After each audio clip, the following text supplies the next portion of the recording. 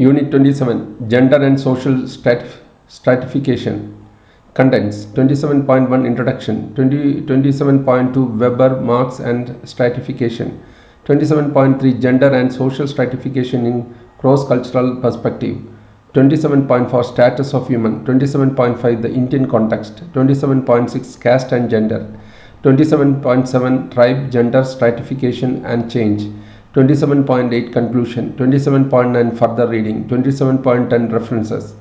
Learning objectives. After you have read this unit, you will be able to discuss gender and stratification, discuss the contribution of Marx and Weber to understanding of social stratification. 27.1 Introduction. In most societies, the tasks of women are clearly differentiated. In the West as well as in the middle class sections of Indian society, men have been seen to be the breadwinners and women were expected to take care of the house and raise children. This arrangement used to be considered as natural and complementary, having roots in the biological makeup of the sexes. The economic dependence of women and sexual division of labor were closely interlinked. The ideology of naturalness of division of labor has been changed as women started entering the labor force in large numbers in the West. The rise of feminist movement in the West raised questions about the division of labor and almost universal subordination of women across societies and cultures.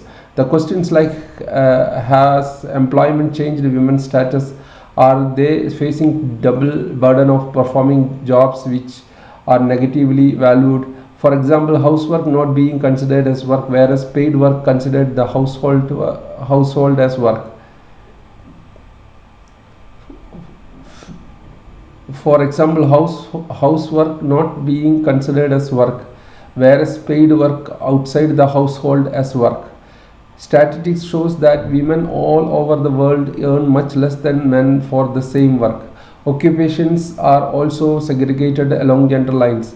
Other questions related to women's active participations in workforce, its consistent devaluations and women's exclusion from decision making. In understanding these issues, we look for answers in the stratification theories.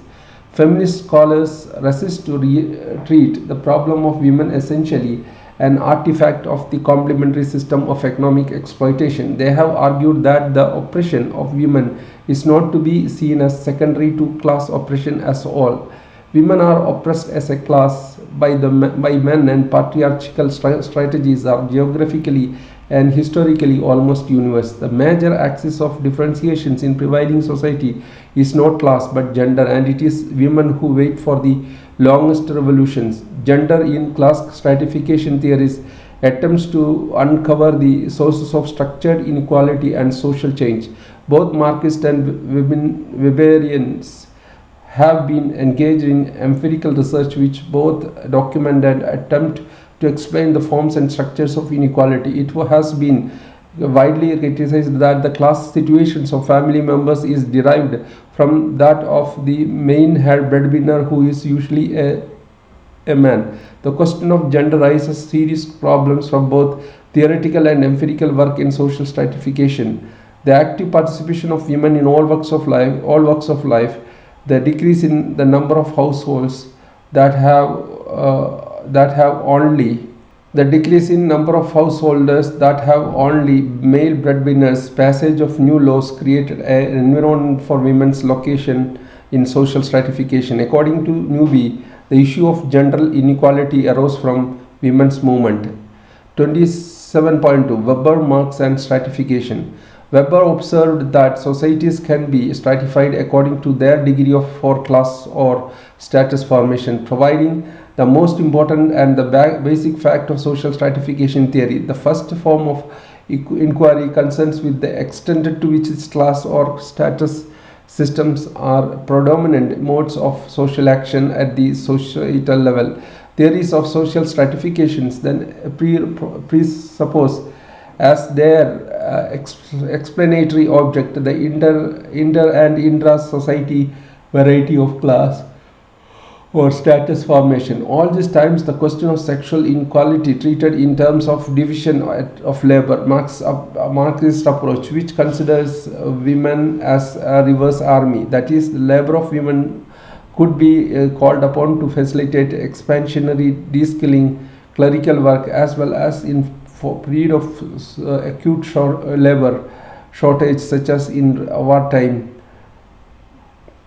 According to Marx Weber, economic and technological changes favor class stratification and pushes status stratifications in the background.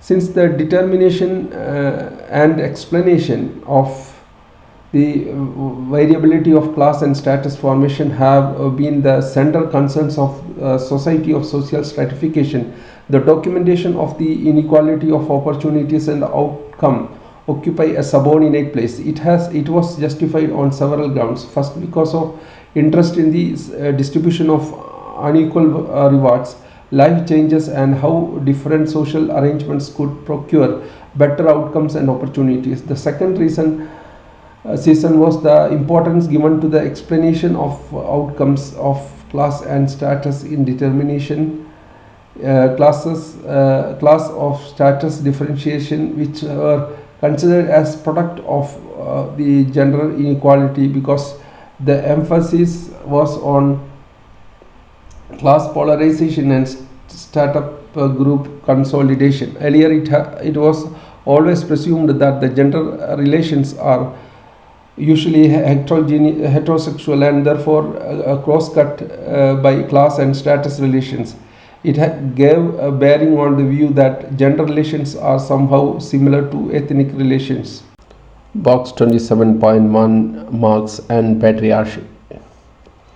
Marxist school of thought has led to the conceptualization of sexual division in terms that have less to do with actual social relationship or patterns of social interactions, that with the determination of the place of female labor within the class structure and of its functions for capital.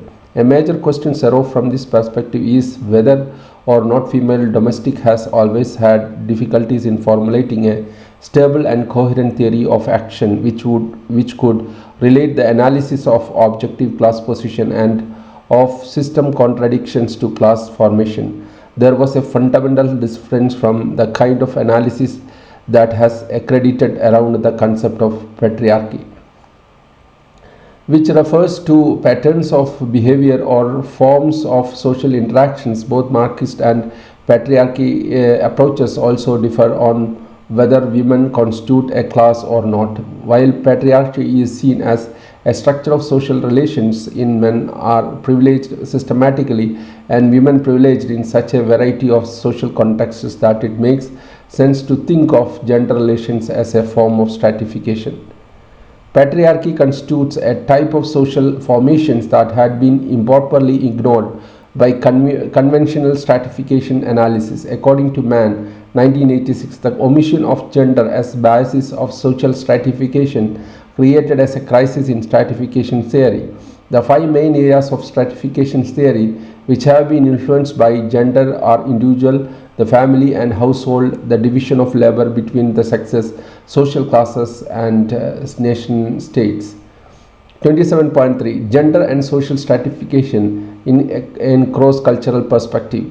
The unequal access to sources, opportunities and rewards and to rights between men and women are legitimated by patriarchy across societies and cultures.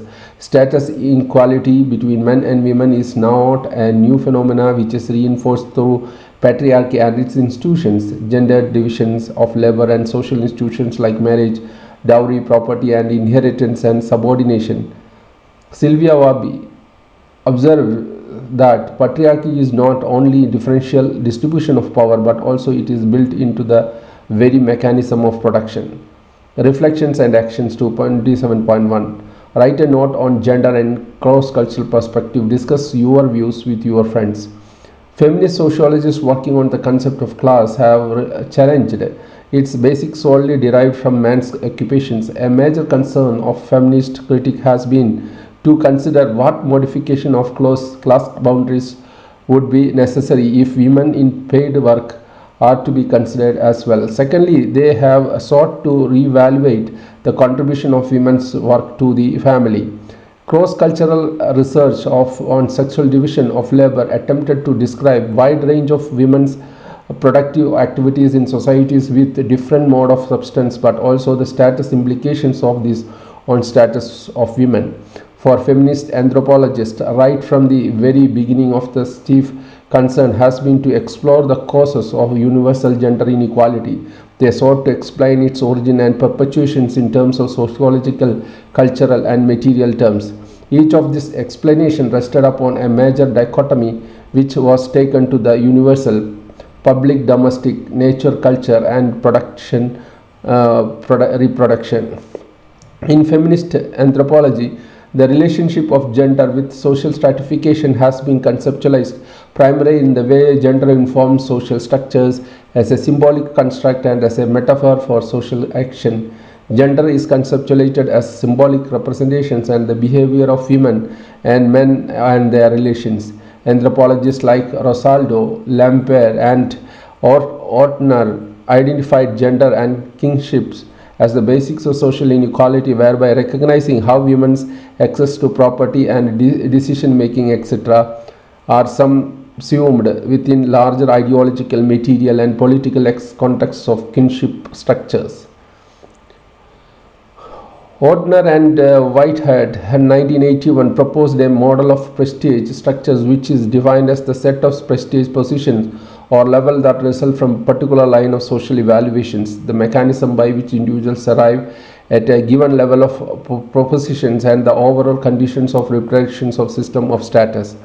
Gender, they argued, is one such prestige structure, and in every human society, men and women compose two differentially valued terms of a value set, men being men higher.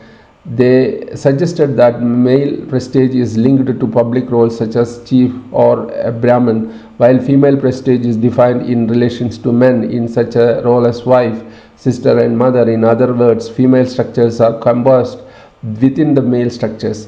Conceptualizing gender as one of the prestige structures pushed the genderized analysis of social stratification across societies. Anthropological literature suggests that women's work outside or household and in substance economy indicates as well as reinforce generally egalitarian relations between women and men.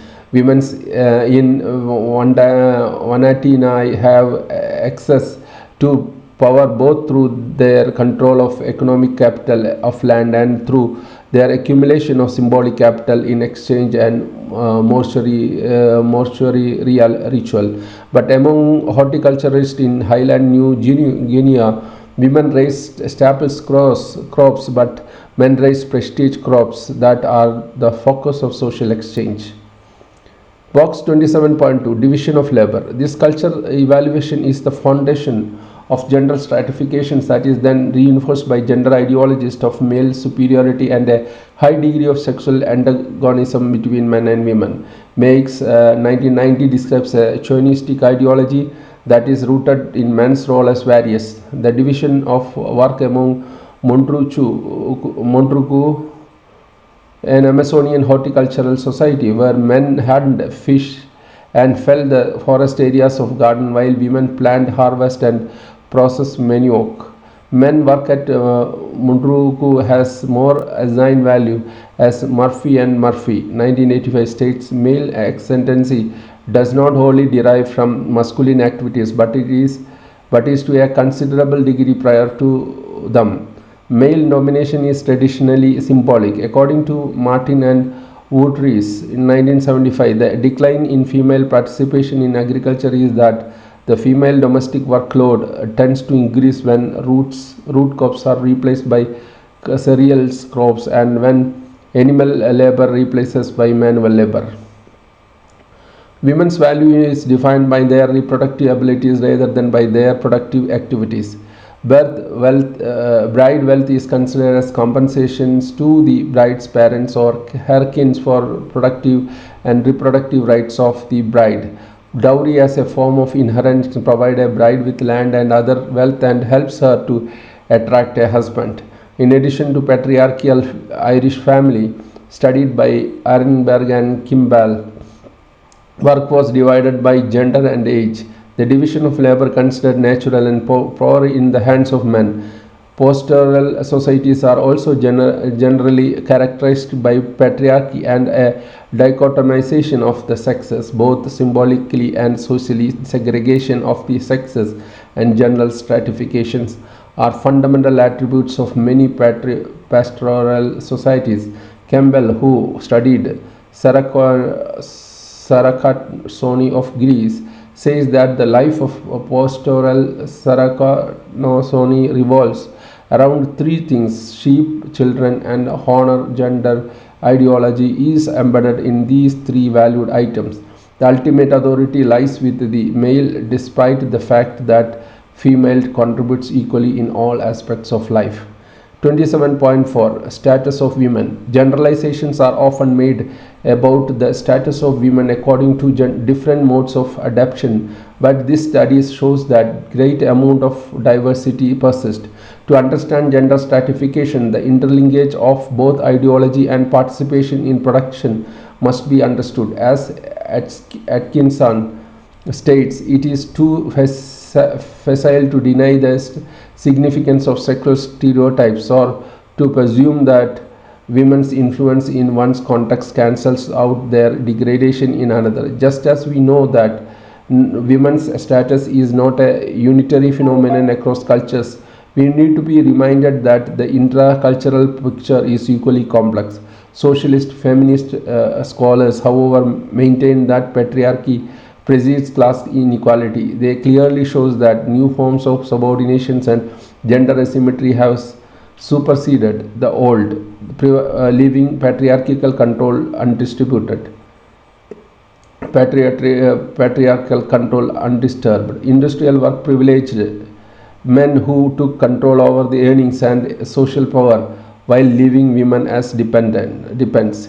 Leela Dube, Eleanor Leacock, and Shirley Ardner provides a cross-cultural perspective focusing upon the significance and passivity of women and the primary of men in various societies. Leela Dube observes that making women invisible despite their obvious preference and effective visibility is the root cause of their low status in society. Inequalities of gender can be explained by gender regimes, which is in cluster of practices, ideological and material, which is in a given social context acts to construct various images of masculinity and femininity and thereby consolidate forms of gender inequality. According to Kabir, in biology is generated as well as sex. Male and female are translated as man and woman based on mutually exclusive traits of masculinity and femininity. Women are attached to a twofold stratification, that is in relation to men and in relation to other women. Gender structures different spheres of male-female inequality. Many inegalitarian societies in contemporary and world are characteristic by a division of labor whereby men hunt and women gather. Friedel outlines four reasons for this division, that is the variability in the supply of game, the different skills required for hunting and gathering, the incompatibility between carrying burdens and hunting, and the small size of semi-nomadic foraging population. Despite the common assumptions that the men hunt and women gather, there is no sharp division of labor. The TV Australian Aborigines who live on Melville Island off the coast of northern Australia, both men and women hunt and gather. Women are considered economic assets and a source of wealth and prestige for men. Women acquire social status and can be politically influential. Godale suggests that the TV culture emphasizes the equality of men and women in society.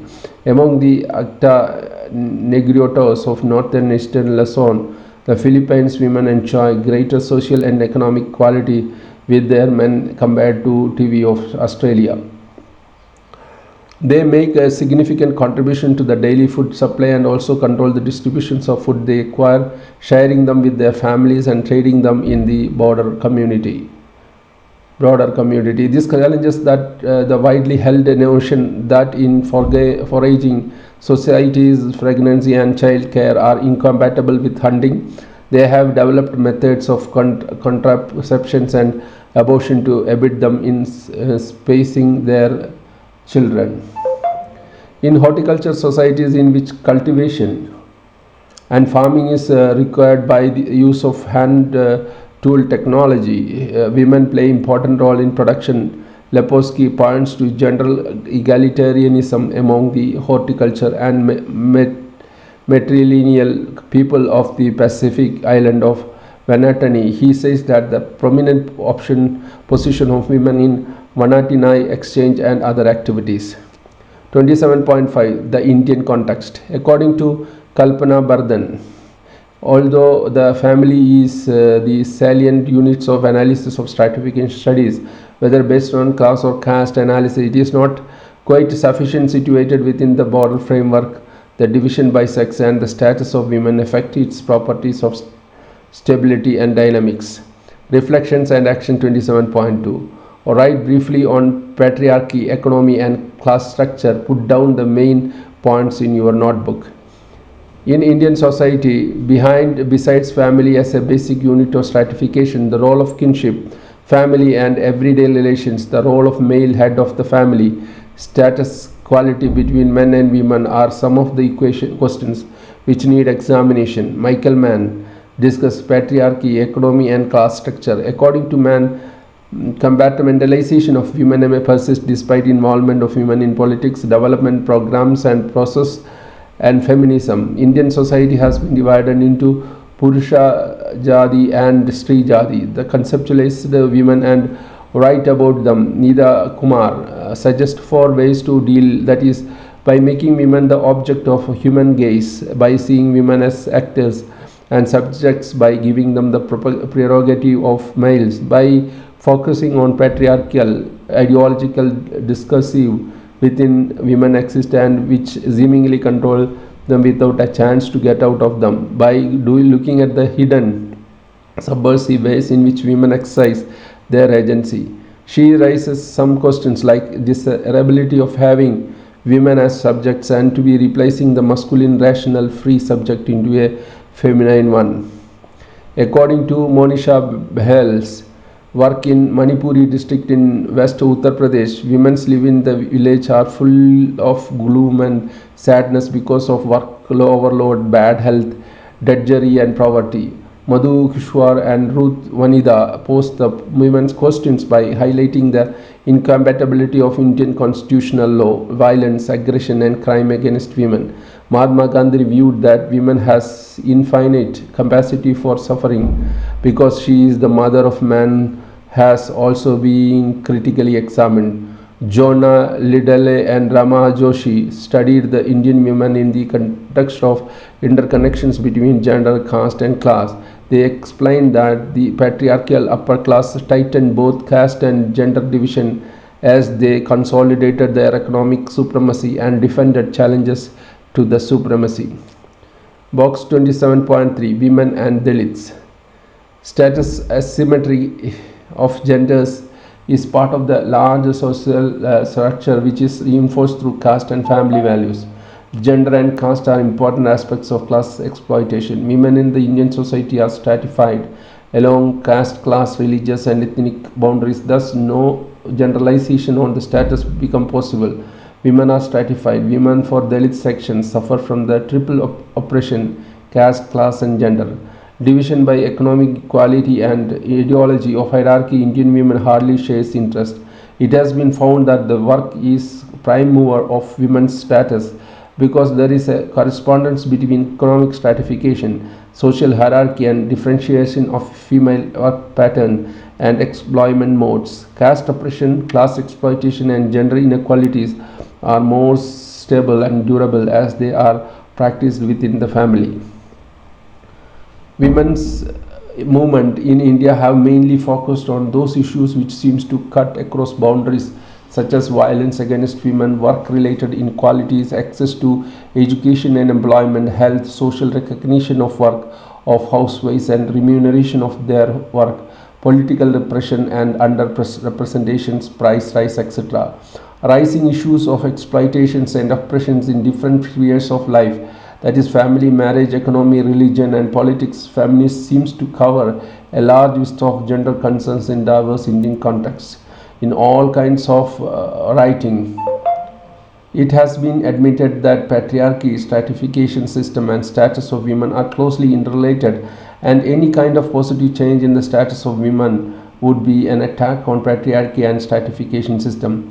Though a symbolic analysis, unequal practices have been seen express deep-seated cultural valuation of what is to be a masculine and feminine. Lila Dubé discusses the relationship between man and women by using metaphoric concept of seed and the earth is various patrilineal cultures as the justification of gender asymmetry.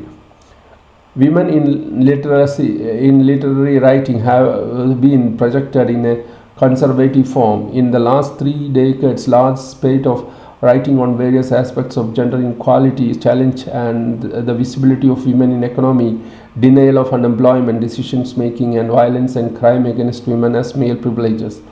The abolition of landlordism and the breakdown of its socio-cultural milieus have affected women in a positive manner. Mancher and Sarda Mani find that female income is essential for below poverty line houses. Most of the women are engaged in 3 types of work: participation in the traditionally defined labor force, domestic work, plus activities like alone.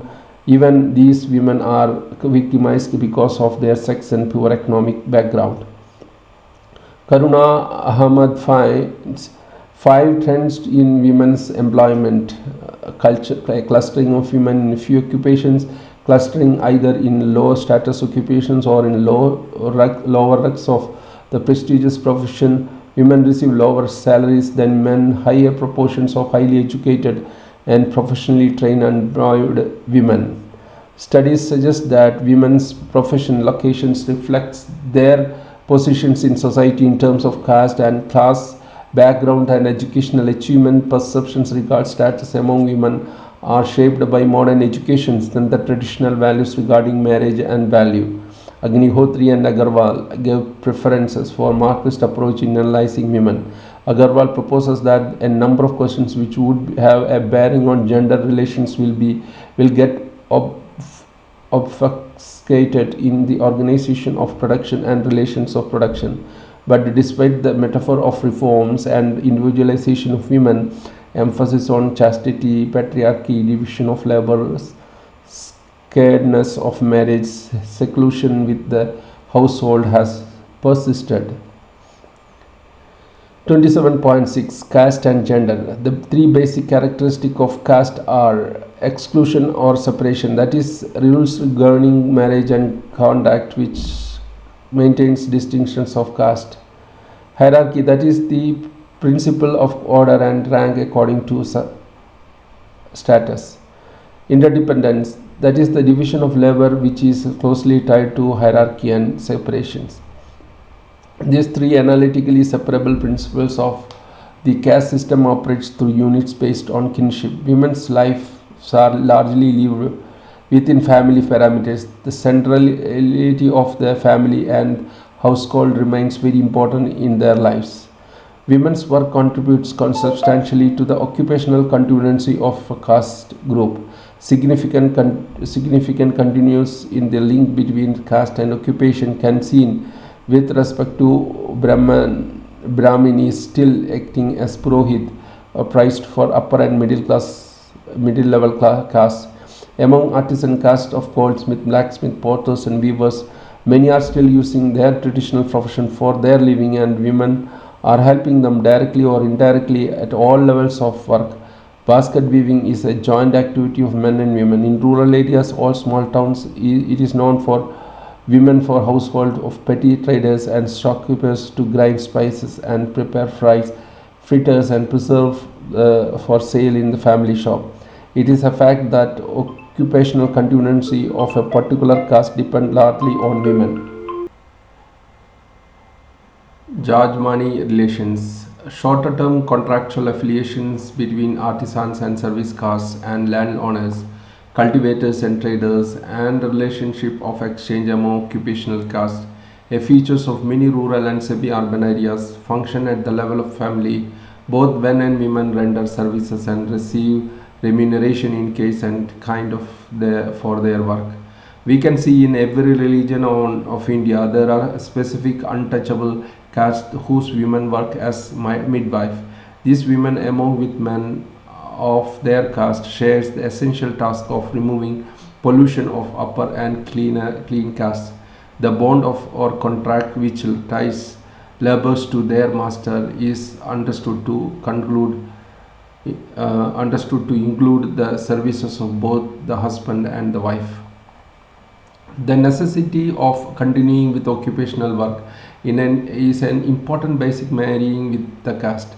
Women's contributions to occupational continuity is carried out within patrilineal limits and under impositions and controls of caste.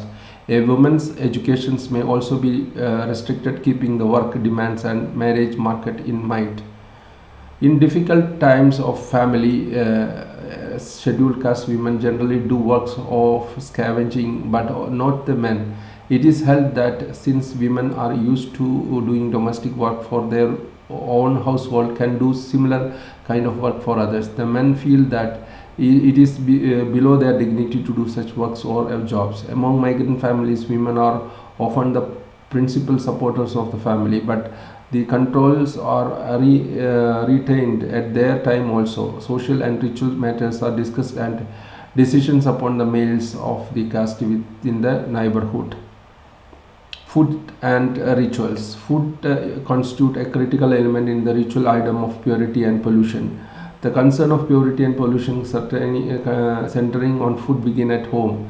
The prescriptions and prohibitions regarding food for women are governed by principles of kinship, marriage, and sexuality. Women play a key role in maintaining and sanctity and purity of home. Notions of safety related to both purity and pollution and the evil eye entail as a variety of restrictions and constraints on women in the task of processing and preserving, cooking, and distributing food. In situation away from home and their locality, men tends to be more relaxed about rules of commensality. In a similar context, women are both chaperoned and watched over carefully and are expected to follow rules more strictly. There is a pervasive notion that women never attain the level of purity of men of their own caste. It is well known that traditionally women of twice born caste have been equated with Shudras who could not be initiated into the learning of Vedas. Marriage and sexual relations constitute a central arena in which the caste impinges on women's lives.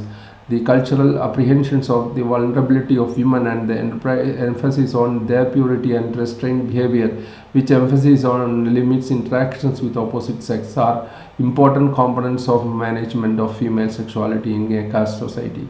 The strong patrilineal in North India institutionalizes controls of sexuality and fertility of women. In the case of an unattached woman, pregnancy is a disaster because in a patrilineal society the issues of caste boundaries and her own purity are involved. Growing up of a female child is marked by severe controls, idealization of female roles, and emphasis on female modesty and strong value attached to virginity of female. Women are expected to retain the purity of caste at all life stages. In the pre-pubertal phase is looked upon as instinct purity stage, and it is celebrated in a number of ways like worshipping and feeding the virgin girls of 8th day of Navaratri. This calls for restrained behavior on their part and emphasizes the need for protection and vigilance. In Indian society, restrained and controlled sexuality is a prerequisite for social sanctions and motherhood. Even in urban areas, middle class women working in the public work sphere experience pressures to conform to the image of good women and face sexual harassment.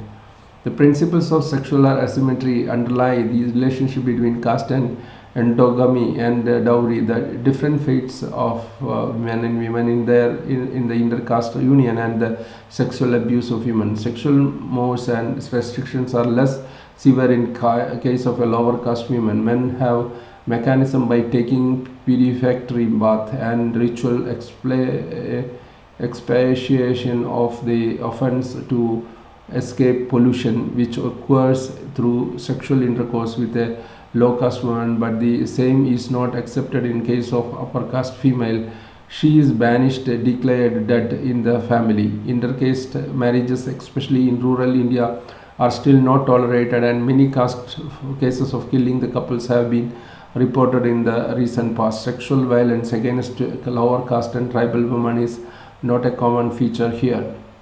M.N. Srinivas has pointed out that in a contemporary caste society, cognate jadis tends to get telescoped to form a single entity for purposes of marriage. Caste both imposes constraints and creates the dominant those which underlies the practice of dowry within Hindu society. The increasing social and economic differentiations has increased the demand and expectations on the part of the groom's family. 27.7 Tribal Gender Stratifications and Change. For long it was assumed that tribal societies were not stratified along caste and class in the Indian context, and the gender relationships were seen to be near egalitarian. Tribal women's status was also seem to be much higher than the caste women, since concepts of purity and pollutions did not apply to them, and the women enjoyed considerable autonomy in sexual and marriage affairs. Despite women's major contributions to tribal economy, they were excluded from the inheritance of property and political decision making. Recent literature suggests that the tribal societies are changing a fast pace. Colonialism, coexistence with caste groups, missionaries, industrialization, education, political democratization, etc., has influenced them to a great extent. Gender asymmetry, which always existed in these groups, have multiplied and become more complex due to import of outside influences and growing stratifications based on wealth and power. Gendering of politics and the state are other major areas of concern. Women's right to vote and the constitutional provisions for gender equality could not ensure women's active participation in the political realm and statutory bodies. Their exclusions from public decisions making bodies is near complete. Gender inequality is inbuilt into state seemingly progressive policies, as highlighted by Swaminathan. She picked up she picked up she picks up minimum wages act and the equal remuneration act, as well as policies for women education and the Hindu law of succession.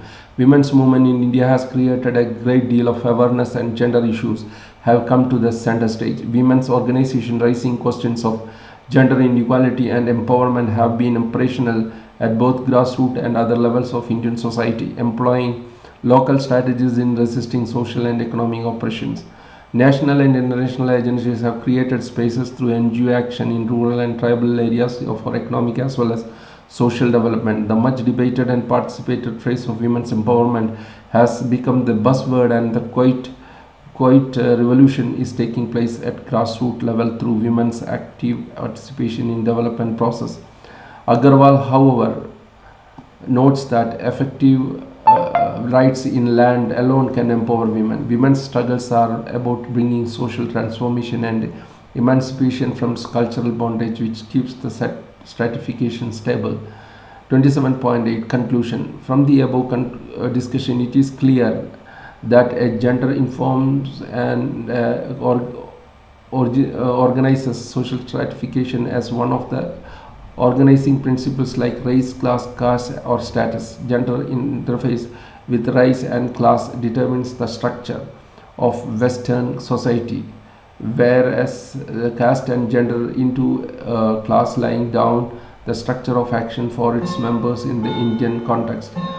The understanding of status implications in social life and everyday routine of men and women are symbolically represented in ideological and material aspect of society. The question of gender and stratification is not to be understood in terms of equality between men and women and in terms of subordinations of women alone. Recent researches on masculinity also suggest maleness to be the symbolic construct as the femaleness is, reflecting that in how gender as a cultural construct express the relational dimensions rather than the natural attributes across societies and cultures. 27.9 further reading. That is, one is family and community in Ireland, that is from the Harvard University Press. Then gender in cross-cultural perspective, Preston's Hall. Then visibilities and power, essays on women in society and development, from Oxford University Press. Then in search of answers, India's women voices, from Manushi, said books. There are also some references also given. You can go through these references also for getting in-depth knowledge of this particular unit. So this is the end of the unit 27, Gender and Social Stratification. Thank you.